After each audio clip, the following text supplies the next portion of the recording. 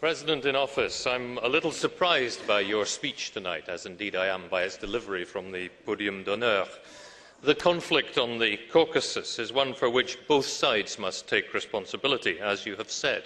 So why do the Council's conclusions not reflect this? President Saakashvili cannot have believed that military intervention would evoke no response from Russia. Equally, Russia's reaction was disproportionate.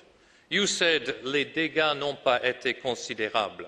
And yet Commissioner Ferrero-Waldner has given us the figures, and this House will be called on to agree to pay the bill. On one thing we do agree with you. We must condemn Russia's actions.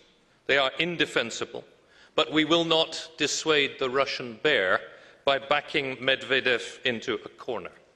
Dialogue and engagement will diffuse tensions better than isolation. That is the lesson of the Cold War, and the Union, as with the Helsinki process, has a central role to play.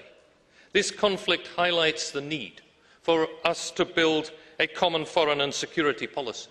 And though Member States hold diffuse views about Russia, your presidency was quick to negotiate its six-point plan, and for that credit is due. The plan may not be perfect, but it has brought an end to violence, and it should be fully implemented, including Russian withdrawal from the Black Sea port of Poti. But what steps should the Union take now? The Council is right to agree a crisis management and reconstruction fund and the rapid deployment of humanitarian assistance. Now, it must designate an EU representative who will make both sides listen. The Union is right to send observers, but they must replace Russian peacekeepers, which will mean commitment from those member states which are not already stretched militarily on other fronts. Europe should convene a trans-Caucasian peace conference, bringing together all sides in the search for the settlement of unresolved conflicts. But the Union should start in one area of glaring inconsistency, which requires little more than ministerial fiat to fix. End the anomaly whereby Georgian citizens with Russian passports have freer access to the European Union, because this encourages them to adopt Russian citizenship. Georgians should have the same access to Europe as Russians, although this could be achieved by freezing the visa facilitation agreement with Russia.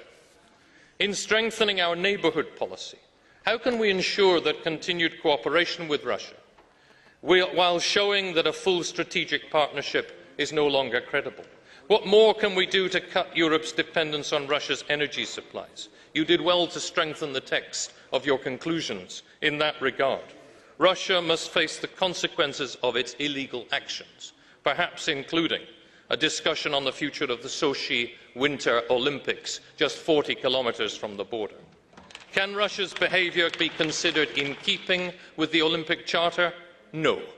Solving these matters requires determination, foresight and patience. That is a challenge that this Union must meet, and I'm afraid, Mr. President in office, one that we must meet before we offer you your vin d'honneur.